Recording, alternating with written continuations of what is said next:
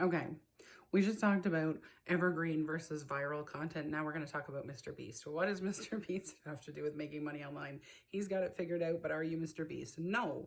And you probably will never get to the level that he is at.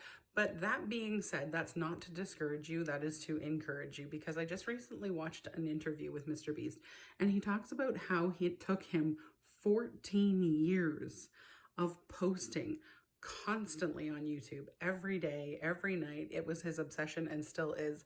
And it took him 14 years. And it was really, really slow growth. And I'm doing the same thing he did in the video, very slow. And then all of a sudden, it kind of just took off one day for him. And from there, it has snowballed and it is continuing to grow. His success is actually still continuing. And his obsession is still YouTube. So you can spread out across multiple platforms. And one of the things I talk about in one of my other videos, actually a couple of them, so you should go back and watch them, is I talk about sharing your audience from one platform to another. So while TikTok is the big trend, so that's the viral thing going on right now is TikTok. YouTube has been around for ages and is continuing to grow, and actually now TikTok is trying to copy YouTube. So we're going to talk about that in another video about how they want these landscape videos and all this stuff, and I'm going to tell you why. But YouTube is the evergreen content, and Mr. Beast is obsessed with YouTube because that is what has made his success for him, and that's where he still gets the most success. So sure, he has TikTok accounts, he has Instagram accounts, he has accounts on literally every platform out there, but what does he do? He tries to get everybody on those platforms over to YouTube to watch his videos. And he will probably get paid for view on TikTok too, but right now the amount he makes off of YouTube is astronomical compared to most people.